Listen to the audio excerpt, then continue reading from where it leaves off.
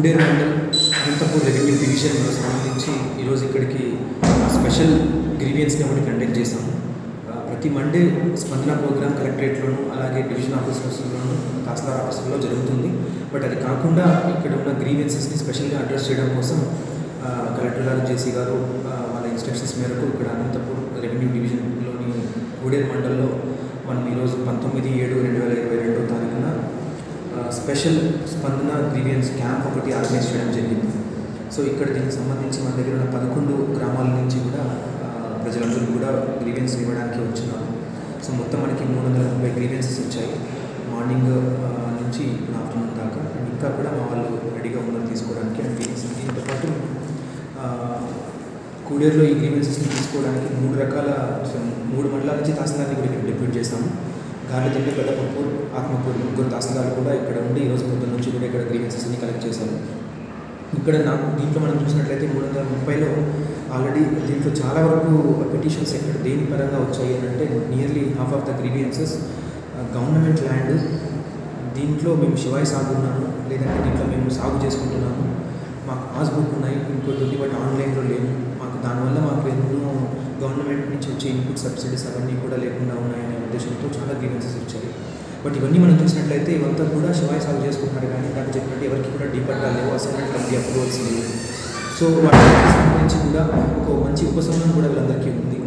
So ఇప్పుడు తీసుకున్న grievances అన్నింటినీ మేము నోట్ చేసుకున్నాము. వాళ్ళన్నింటికి కూడా ఫీల్డ్ ఎంక్వైరీస్ చేసి మేము రిపోర్ట్స్ అన్ని రెడీగా చేసుకుని, ఫర్ ఎగ్జాంపుల్ ఒక రైతు 4 ఎకరాల్లో ఉన్నాను, నేను ఇంకా శివాయి సాగు చేసుకుంటాను, నాకు డీపట్టా లేదు అని అంటున్నాను, అతను నిజంగానే సాగులో ఉన్నాడు లేదా ఒకసారి చెక్ చేసుకొని ఆ 4 ఎకరాలు ముందుగానే మేము సబ్ డివిజన్ చేసి పెట్టుకొని రెడీగా డేటా మొత్తాన్ని కూడా చుట్టుపక్కల ఉన్న రైతులతో మాట్లాడి, అలాగే ఆ గ్రామంలో ఉన్న ఎంతమంది ఇలాంటి శివాయి సాగు ఉన్నారో వాళ్ళంతా కూడా ఎవరికైతే డీపట్టాలు లేకుండా ఎంతమంది అయితే ఉన్నారో ఇబ్బందులు పడుతున్నారో ఆ లిస్ట్ అంతా కూడా గ్యాదర్ చేసుకొని వాటిని మేము గ్రామ సచివాలయంలో కూడా పబ్లిష్ చేసి ఆ తర్వాత దాన్ని అసైన్మెంట్ కమిటీకి రికమెండ్ చేయబోతున్నాము.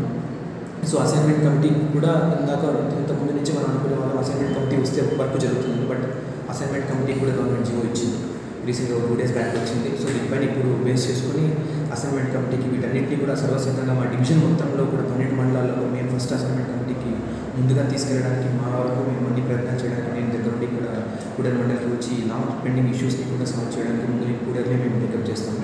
సో ఇప్పుడున్న రైతులకు ఎలాంటి ఇబ్బందులు లేకుండా వాళ్ళకి ఫ్యూచర్లో ఇది ఒక మంచి రిలీఫ్గా కూడా అందరికీ దొరుకుతుంది. అండ్ రెండో ఇష్యూ ఇక్కడనే కాకుండా మిగిలిన మండలాల్లో వచ్చేది, అండ్ ప్రత్యేకంగా ఇక్కడ తీసుకున్నట్లయితే రస్తా ఇష్యూస్ ఎక్కువ ఉన్నాయి.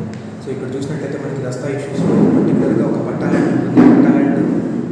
పట్టా ల్యాండ్లో రస్తా ఇంత ముందు ఉండేది, పట్టా ల్యాండ్ కానీ పట్టా ల్యాండ్ కానీ, బట్ ఇప్పుడు దాని రిజిస్ట్రేషన్స్ వేరే వాళ్ళు ఉండడం కానీ లేదంటే వేరే వాళ్ళు కొనుగోలు చేసుకుని ఉండడం వల్ల కానీ ఇప్పుడు వాళ్ళు అబ్స్ట్రక్ట్ చేస్తూ ఉండొచ్చు. పాతకాలంలో కానీ ఇంకొకరు కానీ వాళ్ళు అలౌ చేస్తూ ఇప్పుడు కొన్న వ్యక్తి దీన్ని రెస్ట్రిక్ట్ చేస్తూ అడ్డపడుతూ ఉండొచ్చు. లేదు పాత తరం వాళ్ళు దాన్ని అలౌ చేస్తూ ఉండి ఇప్పుడు కొత్త తరం వాళ్ళ పిల్లలు కానీ వాళ్ళు కానీ ఇప్పుడు దాన్ని ఎంటర్టైన్ చేయకుండా ఆ రస్తాలను ఆపుతూ ఉండొచ్చు.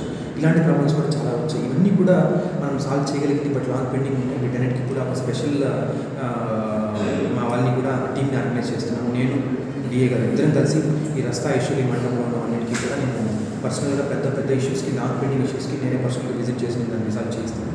అండ్ ఇంకొన్ని కూడా చిన్న ఇష్యూస్ కూడా వచ్చాయి రస్తా ఇష్యూస్ సంబంధించి. ఆ వర్గీకరణ కూడా మేము చేసుకుని కేటగరైజేషన్ మా టీమ్స్కి ఒకదానికి ఆర్టీఓ డిఏ ఒక టీమ్స్కి వెళ్తారు, అలాగే తహసీల్దార్ సర్వేర్ కూడా టీమ్స్కి వెళ్ళి ఆ ఇష్యూస్ అన్నింటినీ రిజాల్వ్ చేస్తారు. ఇవన్నింటినీ కూడా ఎంత వీలైతే మేము రిజాల్వ్ చేసి ఇప్పుడు వచ్చిన పిటిషన్స్ ఈ 330 కూడా మేము ట్రాక్ చేయడానికి ఇవన్నింటినీ మేము ఆన్లైన్ చేస్తాము. మొత్తాన్ని కూడా ఒక ఎక్సెల్ కాపీస్ పెట్టుకొని ఆర్డీఓ ఆఫీస్లో కాపీ ఉంటుంది, తహసీల్దార్ ఆఫీస్లో ఉంటుంది. దీనిపైన యాక్షన్ టేకన్ అంటే పిటిషనర్ ఫోన్ నెంబర్ ఉంటుంది, పిటిషనర్ ఏమైతే గ్రీవెన్స్ ఇచ్చారో ఆ గ్రీవెన్స్ని కూడా నోట్ చేసుకొని దీనిపైన ఎలాంటి యాక్షన్ తీసుకోబోతున్నామో కూడా మేము నోట్ చేసి దీని యాక్షన్ ఎన్ని రోజుల్లో మేము తీసుకున్నామనేది కూడా మళ్ళీ ఇలాగే మేము మీ అందరికీ కూడా పబ్లిక్కి మీడియా ద్వారా వాటన్నిటిని కూడా మేము బహిర్గతం చేస్తాము. సో దీంట్లో ఎలాంటి ఇబ్బందులు లేకుండా చూసుకోవడానికి కూడా సార్ ఇప్పుడు ఇంతవరకు సాగులో ఉన్న వ్యక్తి వేరు, పట్టాలు ఇచ్చిన వ్యక్తి వేరు, అటువంటి పట్టాలను ఎలా మీరు పరిగణిస్తున్నారు? సాగులో ఇప్పుడు మామూలుగా మీరు కరెక్ట్ క్వశ్చన్ అడిగారు. నార్మల్గా అయితే అసైన్మెంట్ కమిటీకి మనం రికమెండ్ చేయాలి అని అంటే అది ఓన్లీ అనుభవాన్ని సాగుని మాత్రమే పరిగణలోకి తీసుకోవాలి. ఒకవేళ ఫర్ ఎగ్జాంపుల్ ఏ అనే పర్సన్కి ఒకరికి మనం అసైన్మెంట్ ఇచ్చేస్తాం, అతను సాగులోనే ఉంటాడు, బట్ బి అనే వ్యక్తి వేరే వచ్చి అతనే సాగులో ఉంటాడు. లేదు ఒక వ్యక్తి సాగులో ఉంటాడు, వేరే వాళ్ళు వచ్చి పట్టా తీసుకుని ఉంటారు.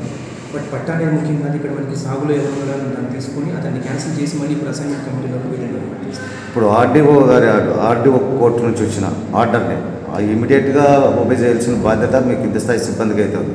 దాన్ని నాంచడము ఇంకా ఒక్కసారి మీరు ఎంక్వైరీ చేసిన తర్వాత దట్స్ ఫైనల్. అది చేయడంలో ఈ మండలమనే కాదు మిగతా మండలాల్లో కూడా సేమ్ ప్రాబ్లం ఉంది. ఎందుకు వాళ్ళంతా డిసోబే చేస్తున్నారు పై అధికారుల ఆదేశాలు? మనకి ఆర్డీఓనే కాదు, ఏ రెవెన్యూ కోర్ట్ అయినా సరే, ఇప్పుడు ఫర్ ఎగ్జాంపుల్ తహసీల్దార్ తీసుకుంటే తహసీల్దార్, లేదంటే ఆర్డీఓ, నెక్స్ట్ జాయింట్ కలెక్టర్ గారు, నెక్స్ట్ సీసీఎల్ఏ, ఏదైనా సరే ఒక టైం పీరియడ్ ఉంటుంది. ఇప్పుడు ఆర్డీఓ ఆర్డర్ ఈరోజు ఇచ్చారంటే 30 రోజుల వరకు దాన్ని ఇంప్లిమెంట్ చేయకుండా అదే 30 రోజుల్లో అవతల వ్యక్తికి ఇంకో అవకాశం ఇవ్వడానికి ఛాన్స్ ఉంటుంది. వాళ్ళు జేసీ గారి దగ్గరికి వెళ్ళాలని నేను ఇచ్చిన ఆర్డర్లోనే క్లియర్గా ఉంటాను, ఆర్డీఓ ఇచ్చిన ఆర్డర్స్ కానీ. అంతేగాని ఆ 30 రోజుల తర్వాత దాన్ని ఇంప్లిమెంటేషన్కి ముందుకు వెళ్ళాల్సిందే. అండ్ ఈలోపు వాళ్ళు రివిజన్కి వెళ్ళినా వెళ్ళకపోయినా మనమైతే మాత్రం పై కోర్టు నుంచి ఎలాంటి ఇన్స్ట్రక్షన్స్ లేనప్పుడు దీని ఇంప్లిమెంటేషన్కి 100% జరగాల్సింది. సార్ ఇంకొక విషయం అంటే గత ఎంఆర్ఓ ఈ మ్యుటేషన్స్ విషయంలో చాలా అవినీతి అక్రమాలు అయితే బయటకు వచ్చాయి. కొంతమంది అమౌంట్స్ ఇచ్చేసి వాళ్ళు ఎవరి దగ్గర ఇప్పుడు చెప్పుకోవాలి వాళ్ళకి అర్థం కాలేదు. అంటే లంచం ఇవ్వడం నేరమే కాదన్నాం, కానీ వాళ్ళకి లేని గత్యంతరం లేని చోటు ఇచ్చినారు. ఇప్పుడు వాళ్ళ పరిస్థితి మీ దృష్టికి ఏమైనా వాళ్ళు పర్సనల్గా వస్తే వాళ్ళకి న్యాయం చేసే అవకాశం? డెఫినెట్లీ ఇప్పుడు మీరు అన్నట్టు మేము దీనిపైన ఒక వర్కౌట్ కూడా చేస్తాము. మొత్తం గత తహసీల్దార్ ఏవైతే మనకి ఇక్కడ ఛార్జ్ తీసుకున్నారో ఆగస్టు 2021 ఆ రోజు నుంచి ఈ రోజు మనం సస్పెండ్ అయ్యే ముందు దాకా అంటే జూన్ 2022 దాకా ఈ అన్ని పీరియడ్లో ఉన్న ఆల్మోస్ట్ నియర్లీ ఒక 1 year దాకా వస్తుంది. ఈ పీరియడ్లో ఉన్న మ్యుటేషన్స్ మొత్తం ఫైల్స్ మేము కలెక్ట్ చేస్తాం. మ్యుటేషన్స్ ఎంతమంది అప్లై చేసుకున్నారంటే 720 మంది అప్లై చేసుకున్నారు. సో అందులో 510 దాకా, నియర్లీ 510 నుంచి 520 దాకా మ్యుటేషన్స్ అప్రూవ్ అయినాయి. సో అప్రూవ్ అయిన మ్యుటేషన్ ఫైల్స్ అన్నింటినీ కూడా మేము ఏ విధంగా అప్రూవ్ చేస్తారు, ఏం ఫైల్స్ తీసుకొని అప్రూవ్ చేస్తారనే ఉద్దేశంతో నేను ఒక సర్ప్రైజ్ విజిట్ ఇక్కడికి చేసి ఇక్కడున్న రికార్డ్ రూమ్లో ఉన్నటువంటి మ్యుటేషన్ ఫైల్స్ అన్నింటినీ కూడా మేము దాన్ని సీజ్ చేసి ఆర్డీ ఆఫీస్కి తీసుకెళ్ళడం జరిగింది. ఆర్డీ ఆఫీస్లో వాటన్నింటినీ కూడా ఎంక్వైరీ చేసాము. దానిపైన ఇప్పుడు మేము ఆల్రెడీ ఒక రిపోర్ట్ క్లియర్గా చేసి కలెక్టర్ గారికి నివేదించాము. దాన్ని బేస్ చేసుకొని సస్పెన్షన్ అనేది నలుగురి పైన జరిగింది.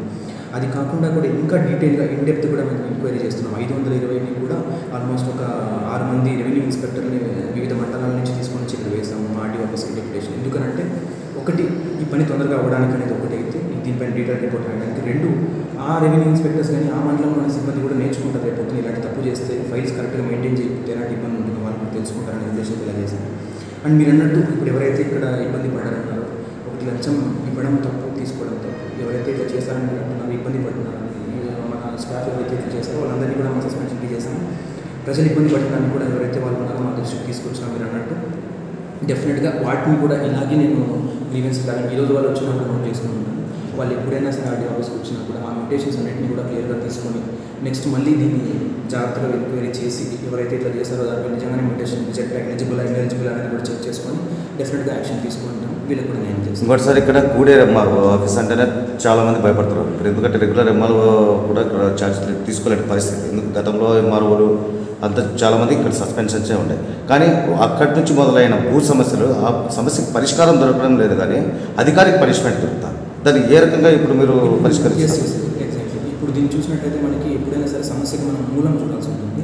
ఇప్పుడు ఇదే సమస్యకి మూలం నేను ఫస్ట్ మనం దాకా డిస్కస్ చేస్తాను. అసైన్మెంట్ కమిటీ వచ్చినప్పుడు ఇక్కడున్న అంటే కూడేరు మండలంలో ఒకటి దీనికి ఎందుకు ఇంత ప్రైమ్ ఇంపార్టెన్స్ వచ్చింది అంటే అనంతపూర్ నుంచి ఇక్కడికి రావడానికి మనం మిగతా మండలాలకు వెళ్ళినట్టు మనం చిన్న చిన్న రోడ్లో వెళ్ళాల్సిన అవసరం లేదు. జస్ట్ హైవేలోనే మనం డైరెక్ట్గా తహసీల్దార్ ఆఫీస్ రీచ్ అయిపోతాం. కూడేరు హెడ్ క్వార్టర్ రీచ్ అవుతాం. Anantapur division Anantapur head quarter నుంచి ఇక్కడ రావడం చాలా దగ్గర. ఈవెన్ కొద్ది రోజులకి ఇది కలిసిపోయే అవకాశం ఉంటుంది. అంత బాగా ప్రాక్సిమిటీ ఉంది ఇక్కడికి. దీనివల్ల ల్యాండ్ వాల్యూ పెరిగింది. ల్యాండ్ వాల్యూ పెరగడం ఒక ఎత్తు అయితే ఇక్కడ చాలా వరకు గవర్నమెంట్ ల్యాండ్స్ ఉన్నాయి. గవర్నమెంట్ ల్యాండ్స్లో ఎంతోమంది శివాయి సాగు చేసుకుంటున్నారు, ఎంతోమంది ఇంకా పట్టాలు లేకుండా సాగులో ఉంటూ పాస్బుక్లు కావాలి దీనికంటే రిపీటెడ్గా ఇందాక మనం తీసుకున్నట్లయితే కూడేరు మండలంలో గ్రీవెన్సెస్ అడ్రస్ చేయడానికి 330 గ్రీవెన్సెస్ వచ్చినాయనుకుంటే అందులో మోర్ దెన్ హాఫ్ నియర్లీ 200 దాకా కూడా ఓన్లీ అసైన్మెంట్ కమిటీకి రికమెండ్ చేయాల్సిన కేసెసే ఉన్నాయి. సో అలా మనం దాన్ని రికమెండ్ చేయడానికి ఇంతవరకు అసైన్మెంట్ కమిటీ రాకముందు వరకు ఏ తహసీల్దార్ కూడా చేయడానికి అవకాశం లేదు, చేయకూడదు, చేయడం నేరం కూడా. సో ఇప్పుడు ఆ అవకాశానికి మనకు అసైన్మెంట్ కమిటీ వస్తుంది కాబట్టి ఇప్పుడు ఇన్ని సమస్యలే పరిష్కారం అవుతాయి. సమస్యలే పరిష్కారం అయినప్పుడు ఇప్పుడు అధికారికి ఎప్పుడు ఇష్యూస్ వస్తాయంటే అధికారి తన పని చట్ట పరిధిలో తనకి ఇచ్చిన రెస్పాన్సిబిలిటీస్ని కాకుండా దాన్ని అధిగమించి చేయడం కానీ లేదంటే దీన్ని చేయకపోవడం వల్ల కానీ ఇబ్బందులు వస్తాయి. ఇప్పుడు అదే మనకి అసైన్మెంట్ కమిటీ రావడం వల్ల ఈ ల్యాండ్స్ అన్నీ కూడా మనం ఎవరైతే జెన్యూన్ ఒరిజినల్ ఓనర్స్ కానీ ఒరిజినల్ ఎంజాయర్స్ ఉంటారో వాళ్ళకి మనం ఇచ్చేయడం వల్ల ఈ సమస్యలు ఇక్కడ కాకుండా మళ్ళీ పునరావృతం కాకుండా ఉండిపోతాయి కూడా ఉంటుంది. బట్ ఇక్కడ మీరు ఇంకొక పాయింట్ చెప్పారు, పట్టా ఒకరికి పర్సన్ ఒకరికి ఆ ఇష్యూస్ని సార్ట్అవుట్ చేసినప్పుడు మాత్రమే ఇలాంటి ఇష్యూస్ మళ్ళీ తిరిగి రాకుండా ఉంటాయి. వాటిని మేము చాలా జాగ్రత్తగా తీసుకొని ఇప్పుడు ఏదైతే 3 మండలాలు వేసామో నేను అనుకోవడం పర్సనల్గా నేను ఒకసారి కలెక్టర్ మేడంతో జేసీ సార్తో ఒకసారి డిస్కస్ చేసుకుని ఇక్కడ చేసేటప్పుడు మాత్రం ఈ మండల తహసీల్దార్ మాత్రమే కాకుండా ఎందుకంటే ఇక్కడ ఎక్కువ గవర్నమెంట్ ల్యాండ్ ఉంది కాబట్టి మేము ఇంకా ఒక 5-6 మంది తహసీల్దార్ని ఇక్కడికి వేసి 2-3 గ్రామాలకు ఒక తహసీల్దార్ని పెడుతూ మండల సర్వేలు పెడుతూ క్లియర్ కట్ సర్వే చేయించి ఎవరు ఉన్నారో ఎలాంటి వ్యక్తులకు కాకుండా నిజానికి భూమిపైన ఎవరు ఉన్నారో వాళ్ళు మాత్రమే చూసుకొని వాళ్ళ ఎంజాయ్మెంట్కి అర్హులైతే మాత్రమే వాళ్ళని మేము రికమెండ్ చేస్తూ ఇలాంటి సమస్యలు ఇంకా లైఫ్లో ఎప్పటికీ రాకుండా ఇక్కడ ఉన్నంత వరకు అలాంటివన్నీ పక్కగా మేము అమలు చేయడానికి పెట్టాం. ఇప్పుడు గత ఎంఆర్ఓ పైన శ్రీనివాసులు గారి పైన అనేక ఆరోపణలు ఉన్నాయి, అక్రమాలు ఆరోపణలు చాలా విత్ సాక్ష్యాలతో సహా కూడా మీకు హెయిర్ ఆఫ్ రిసల్ట్స్కి ఇచ్చారు. ఇప్పుడు అతని ప్రాపర్టీస్ కానీ ఎలా వచ్చింది ఏమైనా అతని పైన ఎంక్వైరీ చేసే అవకాశం ఉంది? మనము ఏదైనా సరే విత్ పర్మిషన్ మనకి గవర్నమెంట్ జాబ్లో ఉన్నప్పుడు ఓన్లీ విత్ పర్మిషన్ ఏదైనా సరే ఒక గవర్నమెంట్ ఆఫీసర్తో ఒక డిసిప్లినరీ ఛార్జెస్ ఫైల్ చేయాలన్నప్పుడు అండ్ ఇతని పైన ఛార్జెస్ ఫ్రేమ్ అవుతాం అండ్ ఇప్పుడు డిసిప్లినరీ ఛార్జెస్కి రెడీ చేసి పంపించాము. ఇప్పుడు ఛార్జెస్ ఫ్రేమ్ చేయడానికి ఇంకా కూడా అదనపు ఇన్ఫర్మేషన్ కావాలన్నా దాన్ని కూడా మనం సెండ్ చేయడం జరిగింది. ఛార్జెస్ ఫ్రేమ్ చేసిన తర్వాత ఛార్జెస్ని ఎంక్వైరీ చేయడానికి ఒక స్పెషల్ ఆఫీసర్ వస్తుంది. స్పెషల్ ఆఫీసర్ కంటే తహసీల్దార్ కంటే పైన ఉన్న క్యాడర్ వాళ్ళు దీన్ని ఎంక్వైరీ చేస్తారన్నమాట ఛార్జెస్. ఆ ఎంక్వైరీ జరిగిన తర్వాత నిజమని ప్రూవ్ అయితే నేను డెఫినెట్లీ అతను మీరు అన్నట్టు నెక్స్ట్ ఫర్దర్ ఛార్జెస్ ఏం తీసుకోవచ్చు అవన్నీ కూడా ఆటోమేటిక్గా. అంటే ఇప్పుడు ఆయన నిర్ణయాల వల్ల ఆయన సూచనల మేరకు కొంతమంది కింది స్థాయి సిబ్బంది సఫర్ అయిన బలిపశువులు అయిన విమర్శలు అయితే ఉన్నాయి, వాళ్ళని బలిపశువులు చేసిన వాటిని ఇలా నార్మల్గా చెప్పాలంటే ఎక్కడైనా సరే ప్రతి ఉద్యోగికి కూడా ఒక ఇండిపెండెన్సీ ఉంటుంది. ఫర్ ఎగ్జాంపుల్ తహసీల్దారు ఆర్టీఓ కింద సబార్డినేట్ అయ్యొచ్చు, కానీ ఆర్టీఓ చెప్పిన దాన్ని రూల్ ప్రకారం లేకపోయినా చేయాలని లేదు. అలాగే తహసీల్దార్ చెప్పిన దాన్ని కూడా రూల్ ప్రకారం లేనప్పుడు ఆ అధికారి కూడా వచ్చి చెప్పి దాన్ని చేయమన్నట్టు చెప్పవచ్చు. బట్ ఎప్పుడైతే ఒత్తిడిలోనే అది చేస్తుంది బట్ చట్టపరంగా కానీ డిపార్ట్మెంటల్ పరంగా కానీ డిపార్ట్మెంట్కి ఉన్న గైడ్లైన్స్ కానీ ఏవైతే మనకి కాంటాక్ట్ రూల్స్ ఉంటాయో దాని ప్రకారం ప్రతి ఒక్కరు కూడా శిక్షార్థులు. సో దాన్ని కూడా మనం ఖచ్చితంగా అన్నింటినీ కూడా యాక్సెప్ట్ చేసి రూల్ ప్రకారం జరగకుండా వైలేట్ అయిన దాన్ని ప్రభుత్వ భూమిని పరిరక్షించే ప్రైమరీ రెస్పాన్సిబిలిటీ బీఆర్ఓదే అవుతుంది. సో దాన్ని అజమాయిషీ చేయాల్సిన బాధ్యత ఖచ్చితంగా రెవెన్యూ ఇన్స్పెక్టర్దే ఉంటుంది. సో వాళ్ళు కూడా వాళ్ళ విధుల్ని ఒకటి మనం ఇందాక మాట్లాడుకున్నాం, ఒకరు గవర్నమెంట్ ఇచ్చిన రెస్పాన్సిబిలిటీని తక్కువ చేస్తూ మనం చేయడము తప్పే, దానికి మించి మనం చేయడము తప్పే. అంటే మన పరిధి కాంతి మనం చేయడానికి కూడా ఈ రెండింటిలో ఒకరు పరిధి మించి చేస్తారు, ఒకరు వాళ్ళ పరిధిలో ఉన్న పని చేయకుండా. సో ఇద్దరు కూడా లాస్ట్ ప్రశ్న సార్, ఇప్పుడు ఇది ప్రత్యేకమైన స్పందన కార్యక్రమం అనేక కొన్ని పరిస్థితుల మధ్య నిర్వహించాల్సి వచ్చింది. చాలామంది మంచి మీ స్పందన కార్యక్రమం విపరీతమైన స్పందన జనాల నుంచి వచ్చింది, కానీ వాళ్ళు ఇప్పటికీ ఒక అభద్రత భావం ఒక భ్రమలోనే ఉన్నారు. ఇన్నేళ్ళు జరగని ఇప్పుడు జరుగుతాయన్న ఉన్నాయి.